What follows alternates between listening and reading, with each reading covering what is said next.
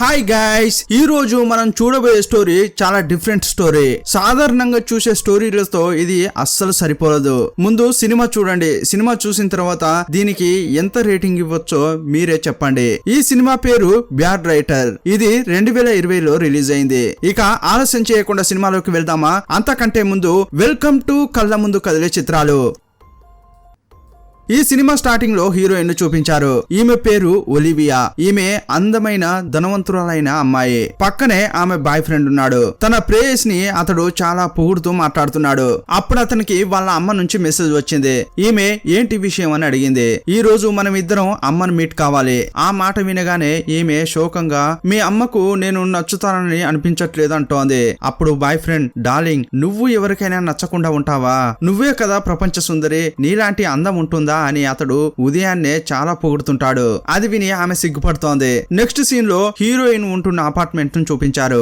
ఆమె boy friend తో పాటు ఇంకో ముగ్గురు అమ్మాయిలు కూడా ఫ్లాట్మేట్ గా ఉంటున్నారు. హీరోయిన్ బయటకు పోయే టైంలో బ్యాగ్ ఎక్కడ అని అడిగితే ఒక ఆమె తీసుకొచ్చిచ్చింది. ఇంకొక ఆమె లంచ్ బ్యాగ్ ప్యాక్ చేసి ఇచ్చింది. అప్పుడు ఆమె ఆపిల్ కావాలని అడిగితే ఇంకొక ఆమె తన కోసం పెట్టుకున్న ఆపిల్ ని తీసిచ్చింది. ఈమె జీవితం చూస్తుంటే ఒక రాణిలాగా జీవితం గడుపుతోంది. వెళ్లేటప్పుడు ఆమె బాయ్ ఫ్రెండ్ ఎక్కడికి వెళ్తున్నావు అని అడుగుతున్నాడు. తనకేదో రైటింగ్ క్లాస్ ఉందని వెళ్తోంది. ఆ క్లాస్ ఈ రోజేనా అని అడుగుతున్నాడు. అప్పుడు గారాభంగా అతని తలపై ఒక్కటిచ్చి, నీ తలలో ఏమీ లేదా? ఈ రోజే క్లాస్ అని నేను 100కు పైన చాలా సార్లు చెప్పాను, ఎందుకు తలలోకి ఎక్కించుకోవట్లేదు అని అంటోంది. ఆ తర్వాత అందరికి బాయ్ చెప్పి వెళ్తోంది.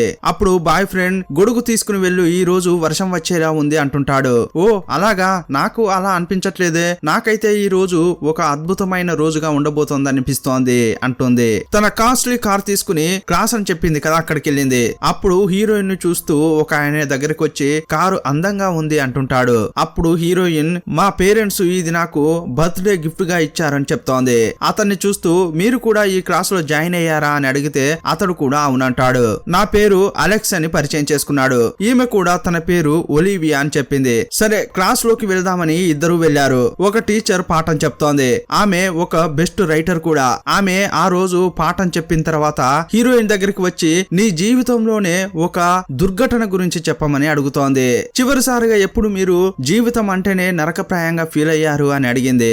అప్పుడు హీరోయిన్, నాకు 12 ఏళ్లు ఉన్నప్పుడు నేను పెంచుకుంటున్న గుర్రం పిల్ల చనిపోయింది. దానికోసం నేను బాగా ఏడ్చాను. అదే నేను మర్చిపోలేని ఒక చెడు రోజు అంటోంది. అప్పుడు ఆ టీచర్, నువ్వు ఎంతో ప్రేమగా పెంచుకున్న గుర్రం పిల్ల చనిపోయిందని అప్పుడు ఏడ్చావు, ఇప్పుడు ఏడుస్తావా అని అడుగుతోంది. లేదు లేదు, మరుసటి రోజే నా పేరెంట్స్ నాకు కొత్త గుర్రం పిల్లను కొనిచ్చారు అని చెప్తోంది. అప్పుడు ఆ టీచర్ నవ్వుకుంటూ అందరి దగ్గర సాధారణంగా ఒక క్వశ్చన్ అడుగుతోంది. మీరంతా ఏదైనా నరకప్రాయమైన సంఘటనలో చిక్కుకున్నారనుకోండి, అప్పుడు మీరేం చేస్తారు అని ఆమె అందరిని అడిగింది. అప్పుడు హీరోయిన్, నరకంలో చిక్కుకుంటే పైకే వెళ్ళాలి ఇలా అంటుంటే ఆ టీచర్ హీరోయిన్ ను పొగుడుతోంది. అప్పుడు అందరి దగ్గరకు వచ్చి ఏం చెప్తుందంటే, మీరు రాసే స్టోరీలో ఏదైనా ఒక కథాపాత్ర చాలా కింది స్థాయికి వెళ్ళినప్పుడు ఏదైనా ఒక మంచి విషయం కథలో జరగాలి. అదే టైంలో ఒక కథాపాత్ర చాలా బాగా ఉంటే మీ బాధ్యత ఏంటంటే ఆ పాత్రను బాగా వండి వార్చాలి. ఒక రచయిత అంటే దేవుడి లాగా అని ఆమె క్లాస్ లో చెప్తోంది.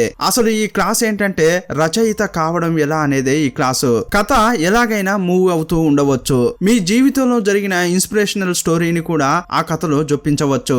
దాన్ని చేర్చాలా, కట్ చేయాలా, తీసేయాలా, అతికించాలా అనేది మీరే నిర్ణయించుకోవాలి. మీరు అనుకుంటే నచ్చంది వెంటనే తీసేయచ్చు. ఒకవేళ మీకు ఎవరైనా నచ్చకపోతే వారిని మీ కథ లోపలికి తీసుకురావచ్చు. అతన్ని చంపేలా మీరు కథను కూడా తీసుకెళ్లొచ్చు. ఇలా మొత్తం అన్ని విషయాలు చెప్పి క్లాస్ ను ముగించింది. అప్పుడు హీరోయిన్ ఆమె చెప్పినవన్నీ పాయింట్స్ గా రాసుకుంది. హీరోయిన్ క్లాస్ అయిపోయిన తర్వాత బయటకు రాగానే అలెక్స్ కలిశాడు. ఆమె క్లాస్ బాగా చెప్పింది కదా అని అతనితో ఈమె చెప్తోంది. అప్పుడు అతడు సాడ్ గా అవును అవును అవును అంటుంటాడు. అతని చేతిలో చాలా పేపర్స్ ఉండడం చూసి అవేంటి అని ఈమె అడిగింది. నేను రాసే కథ ఇది అని అతడు చెప్పాడు. వెంటనే హీరోయిన్ నేను చదివి ఇస్తా అని తీసుకోబోతోంది. కానీ అస్సలు ఇవ్వట్లేదు అతడు. హీరోయిన్ ఆ తర్వాత నేరుగా తన అపార్ట్మెంట్ కు వెళ్తోంది. ఆమె ఇంట్లోకి వెళ్తుంటే ఆమె చెవిలో కొన్ని విషయాలు వినబడుతున్నాయి. ఉదయం ఈమెకు హెల్ప్ చేసిన ఫ్రెండ్సే ఈమె లేనప్పుడు ఆమె గురించి తప్పుగా మాట్లాడుతున్నారు. ఈమె కూడా వాళ్ళు మాట్లాడుకునేదంతా ఆ తలుపు దగ్గరే ఉండి మొత్తం వింటోంది. ఒక ఆమె ఏమంటుందంటే ఉదయం నేను తినడానికి పెట్టుకున్న ఆపిల్ ను ఆమె తీసుకెళ్లింది. కొంచెం కూడా ఇంకిత జ్ఞానమే లేదంటోంది. ఆమె ఎప్పుడు గొప్పలు చెప్పుకుంటుంది, పేరెంట్స్ అది కొనిచ్చారు ఇది కొనిచ్చారని చెప్తూ ఉంటాది అని ఇంకొక ఆమె అంటోంది. ఇప్పుడు మనమంతా కూడా అద్దె షేర్ చేసుకుంటూనే ఇందులో ఉంటున్నాం కదా, తన షేర్ మాత్రం చివరగా తీసుకొచ్చి ఇస్తుంది ఇలా ఇంకొక ఆమె అంటోంది.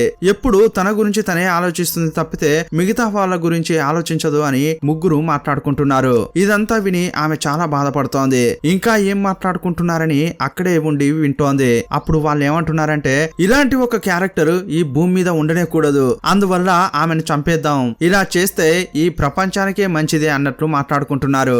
ఆ మాటలు విని ఈమె షాక్ అయిపోతోంది. లోపల ఇంకా మాట్లాడుకుంటూనే ఉన్నారు. మాట్లాడకుండా మనం పిక్నిక్ అని ఆమెను అడవికి తీసుకెళ్దాం, అక్కడ ఆమెను చంపి పాతి పెడదామా అని ఇంకొక ఆమె ప్లాన్ చెప్తోంది. మిగతా ఇద్దరు ఆ ప్లాన్ కు ఓకే చెప్తారు. ఈ మాటలు వింటుంటే ఆమె తల తిరుగుతోంది. ఈ మాటలు విని ఆమె కళ్ళు చెమ్మగిల్లుతున్నాయి. ఒక ఆమె రూమ్ లోంచి బయటకు వస్తున్న క్రమంలో హీరోయిన్ అక్కడి నుంచి వెళ్ళడానికి ప్రయత్నిస్తోంది. కానీ వాళ్ళు బయటకు వచ్చి ఈమెను చూసి, ఒలివియా నువ్వు ఎప్పుడు వచ్చావు అని అడుగుతున్నారు. అప్పుడు ఆమె అక్కడే నిలబడి భయాన్ని చూపించుకోకుండా ఇప్పుడే వచ్చా అంటోంది. అప్పుడు ఆ ముగ్గురికి ఒకవేళ మనం మాట్లాడుకున్నది ఈమె విని ఉంటుందా అని డౌట్ వచ్చింది. సడన్ గా ఆమె అక్కడ ఉండడం చూసి వీళ్లకు అనుమానం కలిగింది. అందులో ఒక ఆమె, ఈ రోజు త్వరగా వచ్చినట్లున్నావే అంటోంది. అవును త్వరగానే వచ్చా అని ఈమె క్యాజువల్ గా ఉన్నట్లు కష్టపడి నటిస్తోంది. కానీ లోపల చాలా భయంగా ఉంది. ఇంకోవైపు ఈమె ఫ్రెండ్స్ కూడా మనం మాట్లాడుకున్నది ఈమె విన్నదేమో అని లోపల భయంగానే ఉంది. సరే మేము టీ పెట్టబోతున్నాము, నీకు కావాలా అని అడిగితే కావాలి అని నవ్వుకుంటూనే చెప్పి ముగ్గురిని డిఫరెంట్ గా చూస్తోంది. ఒక ఆమె ఈ రోజు క్లాస్ ఎలా జరిగింది అని అడిగింది. అప్పుడు ఆమె కూడా బాగానే జరిగిందని చెప్పింది. అందులో ఒక ఆమె, ఈ వీకెండ్ నువ్వు ఫ్రీయేనా, మేము పిక్నిక్ వెళ్ళాలని అనుకుంటున్నాం, నువ్వు కూడా వస్తే బాగుంటుంది, నువ్వు కూడా రా, మనం నలుగురం వెళ్ళి ఎంజాయ్ చేద్దామని అంటున్నారు. అయ్యయ్యో వీళ్ళు ప్లాన్ అమలు చేయాలని అనుకుంటున్నారా అని లోపల అనుకుంటోంది. అందులో ఇంకొక ఆమె, మనం సిటీ బయట ఉన్న అడవిలోకి వెళ్దామా అంటోంది. అప్పుడు ఈమె అందరి ముఖాలను చూస్తుంటే వాళ్ళు ఫేక్ నవ్వుతున్నారు. అదంతా ఈమెకు అర్థమవుతోంది. దానికేంటి మనం వెళ్దామే అని అన్నది. నాకు కూడా పిక్నిక్ అంటే ఇష్టం అని చెప్పి లేచి వెళ్తోంది. ఏంటే సడన్ గా ఎక్కడికి వెళ్తున్నావు అని ఇంకొక ఆమె అడిగింది. ఏం లేదు ఊరికే అలా బయటికి వెళ్దామని అనుకుంటున్నా అంటోంది. అప్పుడు పక్కనున్న ఆమె, ఏంటే మేము మాట్లాడుకున్నదంతా విన్నావా అంటోంది. అప్పుడు హీరోయిన్ బెదిరిపోయి, అదంతా ఏం లేదే నేను ఇప్పుడే వచ్చా కదా అంటోంది. అప్పుడు బాయ్ ఫ్రెండ్ వచ్చాడు. సరే బాయ్ ఫ్రెండ్ వచ్చాడు, ఇక ఎస్కేప్ అవుదామని అతనితో నేను బయటకు వెళ్తున్నా అని చెప్తోంది. అప్పుడు ఒక ఆమె దారిని అడ్డుకునేలా నిలబడింది. అప్పుడు బాయ్ ఫ్రెండ్, ఏమైంది ఎందుకలా భయపడుతున్నావు అని అడుగుతున్నాడు. అప్పుడు ఆమె, లేదు కొంచెం బయట గాలి పీల్చుకుందామని అంటోంది. అలా మాట్లాడుతూనే నీళ్లు వేడవుతున్న దృశ్యాన్ని చూసింది. ఈమె ఇలా భయంతో మాట్లాడుతుంటే చూసిన బాయ్ ఫ్రెండ్, ఏమైంది ఏదైనా సమస్య అని మళ్ళీ అడుగుతున్నాడు. అప్పుడు హీరోయిన్ ఏమీ లేదని చెప్పి వాళ్ళ వైపు చూస్తోంది. ఒక ఆమె కత్తి తీస్తోంది. ఈ ముగ్గురు కూడా పిచ్చి పట్టినట్లు ఆమెను చంపడానికే చూస్తున్నారు. వాళ్ళు ఈమె వైపు వస్తుంటే ఆమె వేడి నీటిని తీసి ముగ్గురుపై పోసేసింది. వేగంగా బయటకు వెళ్ళింది. కారులో వెళ్దామని హ్యాండ్ బ్యాగ్ లోంచి కార్ కీ తీయడానికి ప్రయత్నిస్తోంది. కానీ భయంలో ఆమె కార్ కీని కింద పడేసింది. దాన్ని తీద్దామని ఆమె ప్రయత్నిస్తుంటే ఇంకో చెయ్యి ఆ కీని తీస్తోంది. ఎవర్రా అని చూస్తే ఆమె బాయ్ ఫ్రెండే అతడు. తాళం చెవి ఇవ్వు, నాకు తెలుసురా, నువ్వు కూడా వాళ్ళతో కలిసి నన్ను చంపాలని చూస్తున్నావు కదా అంటోంది. ఏంటమ్మా ఏం మాట్లాడుతున్నావు నువ్వు, నేను నిద్రపోతున్నా అని చెప్పాడు. నువ్వు నన్ను చంపాలని చూస్తున్నావు కదా అంటుంటే, డార్లింగ్ నువ్వు దేని గురించి మాట్లాడుతున్నావో నాకు అస్సలు తెలియట్లేదు అంటుంటాడు. ఆమెను హత్తుకోవడానికి ట్రై చేస్తున్నాడు. అప్పుడు హీరోయిన్ నోట్ చేసింది, అతని మాట అతని చేతలు ప్రేమగా లేవు, చాలా కఠినంగా ఉన్నాయి. అప్పుడు వేగంగా తోసేసి ఆ కార్ కి తీసి వెంటనే పొడిచేసింది. అప్పుడు అతడు అదిరిపడిపోయాడు. అప్పుడే మా అమ్మ చెప్పింది నువ్వు పిచ్చిదానివని అన్నది, కానీ నేనే ఆమె మాటను వినలేదు అంటుంటాడు. ఇంకోవైపు హీరోయిన్ ఇంకా భయంతో అలాగే ఉంది. అదే టైంలో ఆ ముగ్గురు రూమ్మేట్స్ కూడా పిచ్చి పట్టినట్లు ఈమెను చంపడానికి వస్తుంటారు. వాళ్ళను చూసి ఈమె వేగంగా వెళ్ళిపోతోంది. అప్పుడు అటువైపు వస్తున్న కారును ఆపి లిఫ్ట్ అడిగి హీరోయిన్ అందులో వెళ్ళిపోయింది. వెళ్లే క్రమంలో కార్ సీట్ లో కొన్ని పేపర్స్ ఉన్నాయి. వేగంగా వాటిని తోసేసి ఆ సీట్ లో కూర్చుని త్వరగా బండి తీయండి అంటోంది. ఆ బండి తోలే డ్రైవర్ కూడా వేగంగా తీసుకెళ్తున్నాడు. వెళ్లే క్రమంలో నేను నా బాయ్ ఫ్రెండ్ ను కార్ కీతో పొడి చేశాను, వాళ్ళు నన్ను చంపడానికి చూస్తున్నారు అంటుంటే కారు ఆ నలుగురిని క్రాస్ అయి వెళ్తోంది. ఆ నలుగురు కూడా ఈమెను చాలా క్రూరంగా చూస్తున్నారు. వీళ్ళెందుకు నన్ను ఇంత అసహ్యించుకుంటున్నారో నాకు తెలియట్లేదు అని అంటోంది. అప్పుడు డ్రైవర్ సీట్ లో ఉన్న అతన్ని చూసింది. అతన్ని చూడగానే ఈ రోజు రైటింగ్ క్లాస్ కు వచ్చిన అతనివే కదా నువ్వు అంటోంది. అప్పుడు మనకు చూపించారు బండి నడిపేది అలెక్సే. లేదమ్మా నేను సాధారణంగా ఇటువైపు వచ్చాను, అప్పుడే నిన్ను చూశాను. ఇలా చెప్పుకుంటూనే అతడు కాఫీ తాగుతున్నాడు. హీరోయిన్ అతన్ని ఒక దయ్యం లాగా చూస్తోంది. అప్పుడు అలెక్స్ ఆమెను కొంచెం రిలాక్స్ అవ్వమ్మా అంటుంటాడు. నిన్నెక్కడైనా డ్రాప్ చేయాలా అంటుంటే నేను ఏదీ నమ్మలేకపోతున్నాను. నా జీవితంలో ఇదే ఒక అద్భుతమైన రోజని అనుకున్నా, కానీ అని ఆమె అంటోంది. నేనేమైనా నిన్ను పోలీస్ స్టేషన్ కు తీసుకెళ్లాలా అని అలెక్స్ అడుగుతుంటాడు. మంచి ఆలోచన, ప్లీజ్ నన్ను అక్కడే దింపేయి అంటుంది. అలెక్స్ పోలీస్ స్టేషన్ పక్కనే ఆపాడు. అప్పుడు ఆమె థ్యాంక్స్ అని చెప్పి కారు దిగింది. ఆమె బ్యాగ్ తీసుకునేటప్పుడు అందులోని పేపర్లు కొన్ని వస్తువులు కారులో పడిపోయాయి. వాటిని తీసి తన బ్యాగ్ లో పెట్టుకునేటప్పుడు ఇంతకు ముందు సీట్లోంచి కొన్ని పేపర్లను కింద పడేసింది కదా, వాటిని కూడా అనుకోకుండా తన బ్యాగ్ లో పెట్టుకుంది. ఇప్పుడు పోలీస్ స్టేషన్ లోపలికి వెళ్తోంది. అలా వెళ్లేటప్పుడు ఇతడు ఆ మిర్రర్ లో చూసుకుంటూ సంతోషపడుతున్నాడు. హీరోయిన్ పోలీసులకు కంప్లైంట్ చేయడానికి వెయిట్ చేస్తున్న క్రమంలో బాయ్ ఫ్రెండ్ కాల్ చేశాడు. అది కట్ చేసి అలా కూర్చుంది.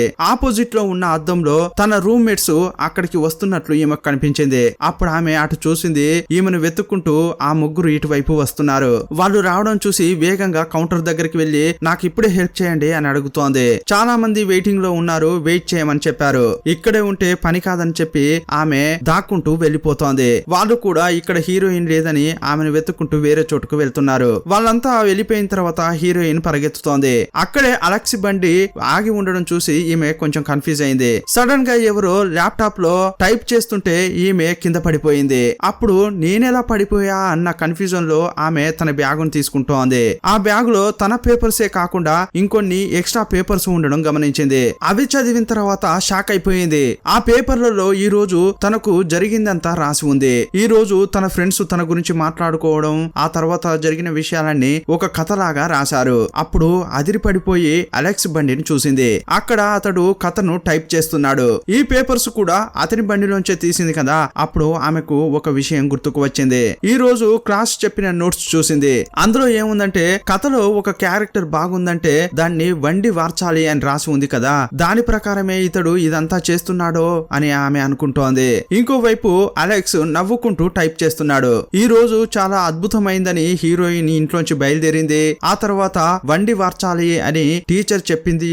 ఇదంతా రివైండ్ చేసి అలెక్స్ ఒక కథ రాస్తున్నానని చెప్పాడు కదా, అదంతా రీకాల్ చేసుకుని బెదిరిపోయి ఆ పేపర్లను ఈమె చదువుతోంది. ఈమె గురించి అతడు కథ బాగా రాశాడు. ఆ క్లాస్ లో టీచరు బాగుండే క్యారెక్టర్లను బాగా వండి వార్చాలి అని చెప్పింది కదా, అందువల్ల ఇతడు ఒలివియాను పెట్టి ఒక క్యారెక్టర్ ను రాశాడు. ఆ క్యారెక్టర్ బాగుండడం వల్ల దాన్ని వండి వార్చుతున్నాడు. అందువల్లే హీరోయిన్ కు ఇన్ని కష్టాలనేది అర్థమవుతోంది. ఇంకోవైపు అలెక్స్ ను చూపించారు. అతడు కాఫీ తాగుతూ ఆ కథను చాలా ఎంజాయ్ చేస్తున్నాడు. ఇదంతా తెలుసుకున్న హీరోయిన్ ఒక పక్కగా ఒక బెంచి పై కూర్చుని ల్యాప్టాప్ తీసింది.